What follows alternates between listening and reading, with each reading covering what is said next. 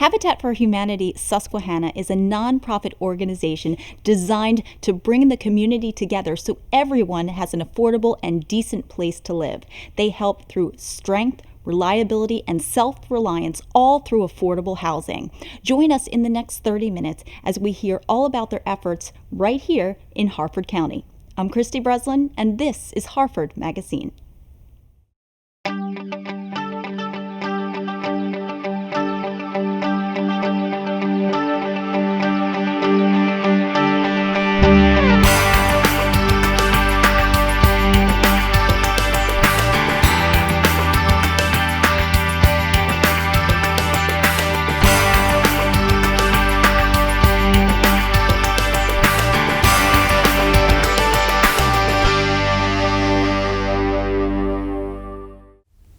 Karen Blanford is the Executive Director of Habitat for Humanity Susquehanna, and she's with us today to tell us all about the work that they're doing in our communities here in Harford and Cecil County, and how are they handling the COVID-19 pandemic. Karen, thanks for having us. Thank you for coming to our restore. We're glad you did. Now, Karen, what is Habitat for Humanity Susquehanna? It is a housing organization that believes that everyone should have a decent place to live. We serve Harford and Cecil counties only, but we are part of Habitat for Humanity International, which is a Christian ministry joined together with a prayer, a covenant that will all do things about the same way. What we're probably most famous for is offering home ownership to low-income families that also put in sweat equity to help build their house, along with community volunteers. Who's eligible for your services? Well, you do have to be low income, and you have to live in either Harford or Cecil for a year, and you have to have a housing need. If you have somewhere that's decent and affordable now, you don't have a need. That hardly ever comes up. Practically everyone who comes to us absolutely has a need, and has an urgent need frequently. But they want to be a homeowner. They want that stability for themselves and for their family. They want the savings on rent, and they want the ability to create wealth the same way you and I do by having home equity. Now, how big is the need for your services in Harford County? I mean, I know you've helped a lot of families. How many would you say you've helped? In the home ownership program, we have built 112 houses so far. Wow. And we are building a whole bunch more right now. So we've helped a lot of families over the last 26 years that we've been in existence. Now, obviously, building a house can't be cheap. So where do you get the funding to make this happen? It's a unique combination. About 40% of the funding comes from earned income. So that may be from the mortgages that families pay, which are 0% mortgages, to make it affordable. But that gives us some income when they pay every month. And the restore, where we're sitting right now, also gives us earned income. When people donate something and then we sell it, that profit goes right back into building and repairing houses. And then about 30% are government grants, and the remaining 30, if my math's right, the remaining 30% are either foundations, businesses, or lots and lots of individual donors. Let's talk about some of your biggest fundraisers that you hold throughout the year. We have 3 fundraisers every year, in-person fundraisers before the pandemic. We have a gala that is late winter, early spring. We have a golf tournament in June, and we have a crab feast in the fall. The crab feast this year was so cool, though. It was crab and go. Oh, wow. So it was takeout crab feast and really fun, really wonderful, and successful. People really liked being able to go get crabs and help a local nonprofit at the same time. Now, I know there's a lot of different programs that are offered. Can you elaborate on some of them? We offer home ownership, home repair for low-income families that already own a home but need critical repairs to stay in their home, and financial literacy, including one-on-one financial coaching. So every year we build somewhere between 3 and 8 homes.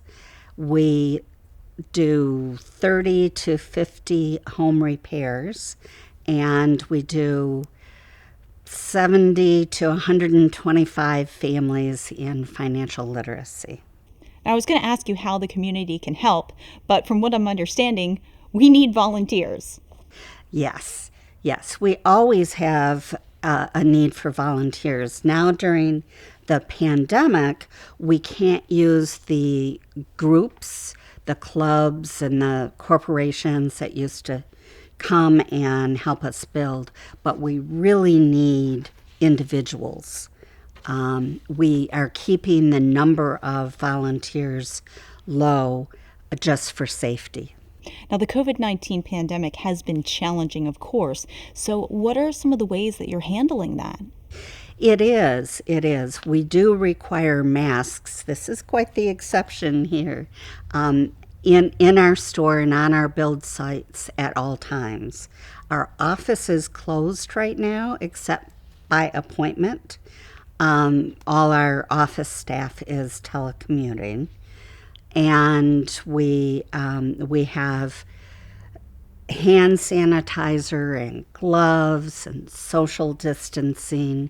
Our orientation sessions have moved from in-person to online, and when our restore was closed for a while, we were doing online sales. So we haven't stopped. We've just scrambled like everyone else. Karen, thank you so much for having us. And this is such a great organization. You're doing such a great job for Harford and Cecil counties. Thank you, Christy. And we're glad you came to the Restore. Next time, I'll take you on a tour of our build sites. Look forward to that. Thanks. Well, currently Habitat is looking for volunteers in both Havre de Grace and the Elkton location. So if you are interested in giving back to the community and just having a great experience overall, make sure you visit their website to find out when and where you can get involved. Stay with us.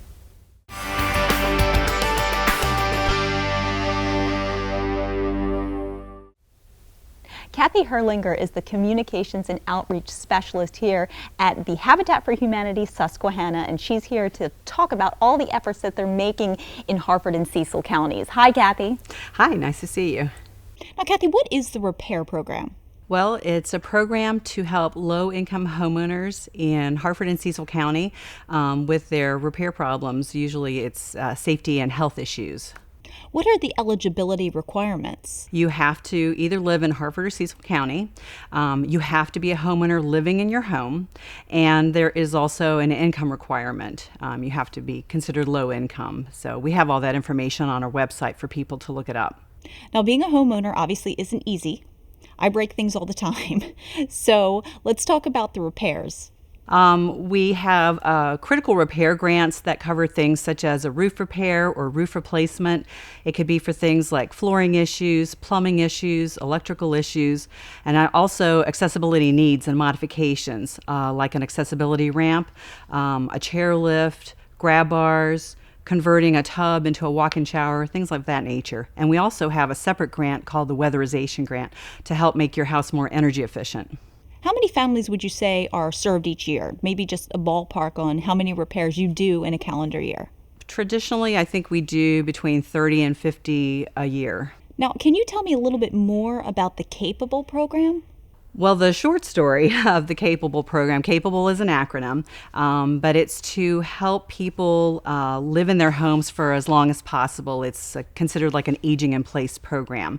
It was actually started by the Johns Hopkins School of Nursing. They had found that when they were sending their occupational therapists and nurses to homes where seniors had been hospitalized, they had noticed that there were repair needs going on there, maybe that contributed to a fall, which then resulted in a hospitalization. And they started thinking about the fact that maybe we needed to partner up with a handyman type service in order to make those repairs happen so that these people could live safely in their homes for as long as possible. So that's where the idea started. Then the Weidenberg Foundation gave a grant to Habitat for Humanity International and asked that Habitat International figure out a way to do a pilot program to test out the idea. So they picked 5 Habitat affiliates, they're local habitats all across the country and around the world. And we were one of the 5 chosen to pilot test the Capable program. Now, talk about some of the grants and some of the ways that you get these dollars to build these homes for community members in need. There's a lot of different grants. Yep. Our biggest grant is called the Cdbg, the Community Development and Block Grant. It's administered through the Harford County government. It's a HUD grant, and it's the biggest one we have.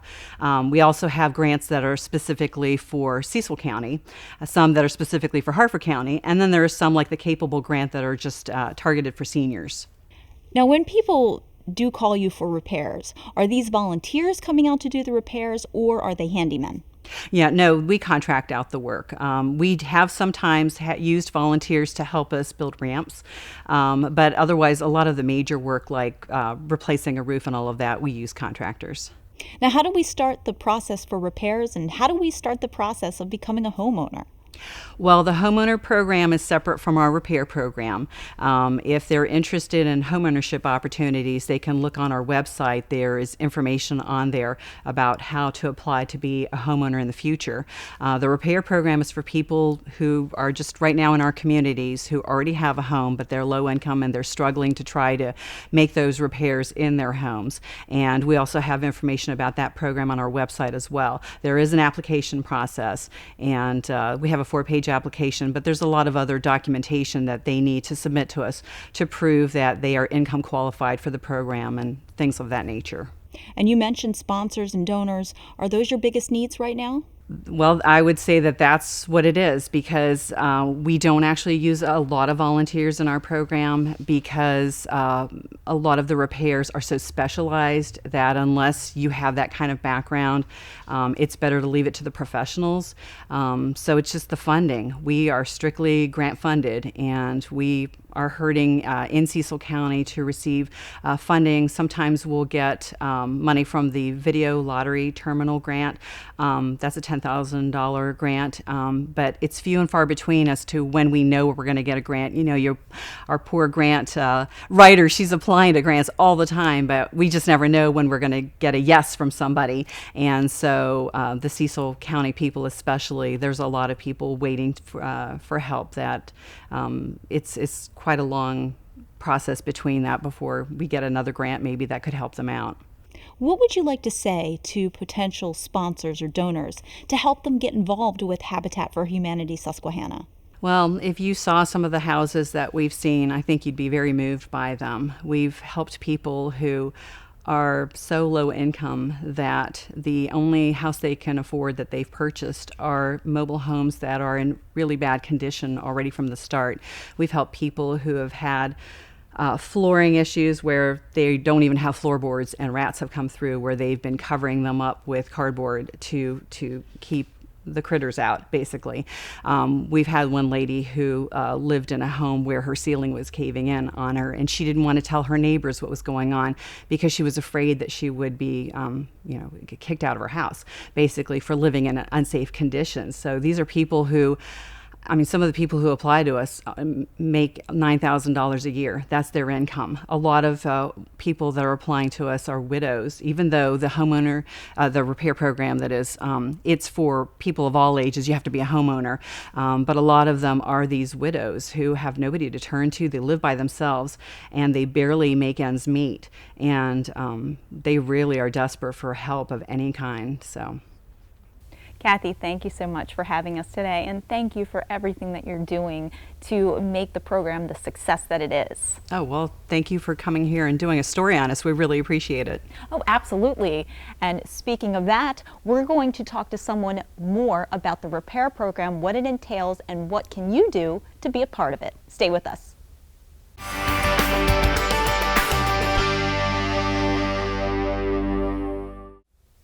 John Kunzelman is the manager at Restore Aberdeen, and he is here to tell us about the location, how long they've been here, what items that they have, and the donations that could really help a lot of families in need. Hi, John. Hi, thank you for being here. Now, John, what is Restore? Restore is a retail store that's linked to the Habitat for Humanity Susquehanna. So we're actually a store that all the proceeds that we generate here goes to the Habitat for Humanity, our local branch. The store is inventory constantly changed. It's made up of 90% of donations. So people donate their items here, different items, furniture, housewares, tools, all types of items are donated here, and that's what makes up our inventory. It is open to the public. We do sell to the public, but the proceeds are a great way to get back into the money, back into the Habitat for Humanity. Now, if we wanted to donate items ourselves, would we have to bring them to the store, or can we arrange to have someone from Habitat pick them up? How does that work? There's several ways you can donate. You can bring it to the store. That's one way you can donate. You can go online, habitatsus.org, and you can schedule a pickup. Right now, due to COVID, we're doing just pickups outside the home. So it has to be everything has to be outside the home or in your garage. We can't go inside your home, but that makes it convenient too. So you don't have to be there. You can schedule ahead of time. We're actually able to do more pickups this way by going outside the home instead of inside the home. How long have you had the Restore here, and why did you feel that we needed this in Harford and Cecil counties? This store has been here since May of 2016, and I think actually, as Karen touched on earlier, it provides proceeds for Habitat for Humanity Susquehanna, but also provides a presence in the community. People can see what's going on. They get a connection to Habitat for Humanity Susquehanna. They donate, they volunteer here. There's a lot of things that go on inside the store. It's not just like a regular retail store. There's a connection to the Habitat for Humanity and the building. Like things that get donated here sometimes will go directly to the build site, but most of the times they are sold here and the proceeds go help the Habitat for Humanity build site. So there's a big connection in the community, that's another great thing about the Restore. It's not just any other retail store. I had a chance to look around the store. There's a lot of items here. What kind of items do you accept? Well, we accept, as you can see, a wide range of items. Furniture, we had lighting, tools, housewares, holiday items. As you can see right now, Christmas is big. So there's a wide range of things that we do accept. Appliances, if they're less than 10 years old.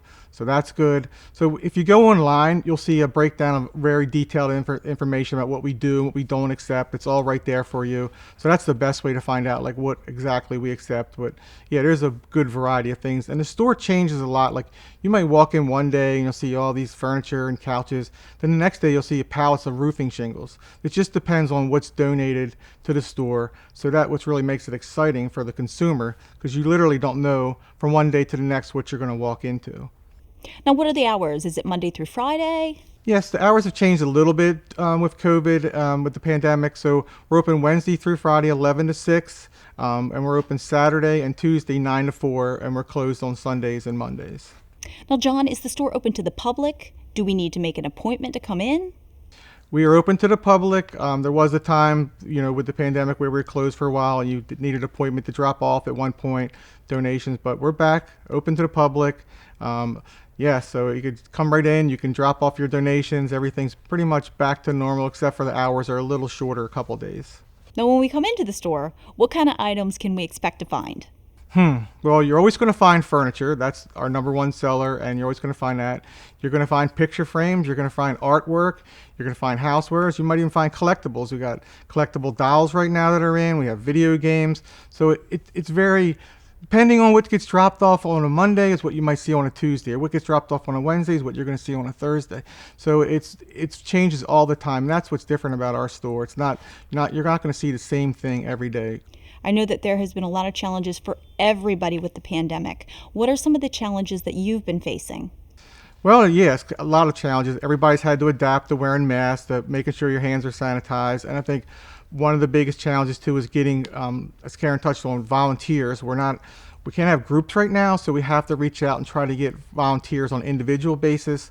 In our store, we have a small staff, but we do run a lot on volunteers, so we need volunteers. Just like the build site, we rely heavily on volunteers, and that's been a challenge. Some of our volunteer base was older, and of course there was a lot of fear in the older age community about pandemic, so it was hard getting some of them back. So right now, that's one area where we're still struggling sometimes getting volunteers. And John, just give us an idea where you're located. We're in Aberdeen, and of course, if we want to donate or get more information, how do we get in touch? Yeah, we're at 1013 Beards Hill Road in Aberdeen, Maryland. I like to tell people we're right behind Chaps Pit Beef because everybody seems to know where Chaps Pit Beef is. If you want any more information about the Restore, go to our website, habitatsus.org, and there's a whole section there about the Restore and how to donate. John, thank you so much for having us. The store is absolutely incredible. There's so much to look at from beginning to end, so thank you for all that you're doing. Thank you so much for being here. Thank you, Chrissy. Now, what kind of services are provided for families in need? All that is coming up straight ahead.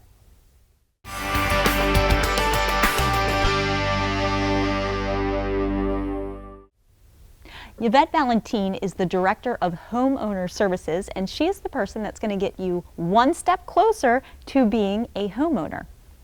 Thank you, Yvette, for being with us today. Thank you for coming out. Now, Yvette, tell us about the services you provide for the families. So whether they're families or individual applicants, we have one-on-one financial coaching where they will learn to create a budget that's tailored for their individual lifestyle. They will learn the healthy way to use credit cards, and they'll start breaking those financial habits that we all learn along the way. And then we also partner with the Financial Literacy Department of APG Federal Credit Union, where they learn 6 tools that are essential for them to learn and navigate their way to home ownership. We also have a home maintenance program where they learn essential routine cleaning and maintenance things that they're going to need to know for their own home, so that they're going to avoid those big repair bills in the future. How does somebody apply for home ownership? How do we start? Oh, well, we ask everybody to first fill out an interest form, and that just gives me their basic household information, as well as some of the reasons why they have a housing need. From there, we encourage everybody to attend an orientation. The orientation gives all the details about the programs, what they can expect from us, what we expect from them, and then if they feel like it's a good fit at the end, they can fill out the application, and we move forward from there. Now, I imagine you have a lot of applicants. How do you choose? Well, each family, as long as they have the 3 essential criteria, that they meet the 3 essential criteria, they have to have a housing need, they have to have the willingness to partner and the ability to pay, then they're considered a qualified applicant. And it just depends on where they come through, or where they are when they come through the application process, and which properties that we have available for them at the time. Now, Yvette, when you're selected, it's hands-on, right? You actually help Habitat build your new home. Yeah. So once they become an approved home buyer, they have to perform 250 hours of sweat equity.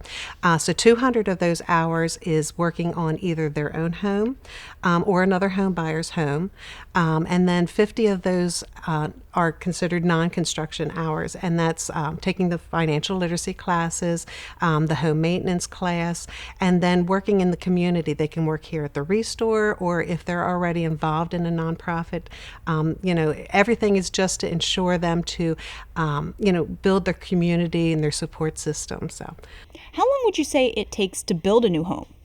Oh, to build a home? Well, once we start building, it's usually between 4 to 6 months to completion. So it's not that long of a process for the house building portion of it. It's just getting them qualified to that can take a little bit of time. What kind of time commitment are we looking for from the volunteers? Volunteers on the construction site? Yep. Oh, well, that's up to them. If they can come in for a day, they can take their vacation and work with us for a week. It really depends on what they want to do. Had the pandemic affected the families? It has been challenging for our families. Some have lost jobs. Some have had their hours cut. Some have lost their child care, so they've had to take a leave of absence. And so, that can, for families and applicants that are of low income, it's very hard for them. Thankfully, our executive director has had the foresight to create a mortgage relief fund, where it's similar to our mission. The homeowner would pay a portion of their mortgage, and then the mortgage relief fund would pay a portion to complete the one mortgage payment. That way, we're not having to defer any payments or put anything in forbearance. They're not creating debt for the future. They're staying current with their mortgage and, really being able to move forward from there. So it was great. For our applicants that are still going through the process, though, any change in their financial status can really drastically affect their eligibility. So it's tough. It's been tough. Now, you offer a lot of programs. Do you want to highlight some of the other programs that you offer? Well, our financial literacy program is, it's just it's a big asset to our applicants. So we always we always ensure that our applicants have the ability to repay a mortgage. We make sure that the mortgages are made affordable for each one of them specifically. So they have to be able to have the ability to repay that. So when we do the application process, we pull their credit report to make sure that there's, nothing on there that needs to be addressed or nothing that can be attached as a lien or a judgment on their home in the future. So our financial literacy program would take them over in a one-on-one counseling session. And again, they learn to budget, they learn how to dispute things on their credit report, how to set up payment plans if they need to, and then working with APGFCU, it's just such a great asset. It's back to back emphasis on what they need to do and making sure that they understand why they need to do this. Yvette, thank you so much. And this is so exciting. I mean, owning your own home, you are part of the reason that you're making people's dreams a reality. So thank you for that. Well, thank you for coming out and bringing awareness to everyone about Habitat for Humanity Susquehanna. Thank you. Habitat for Humanity Susquehanna has an open door policy. They want to help everyone find an affordable and decent place to live, no matter your race, religion, age, gender, or your political beliefs. If you or someone you know can benefit from their services, you can visit their website. Remember, you're one step closer to make your dream of owning a home a reality. I'm Christy Breslin. See you next month on Harford MagaScene.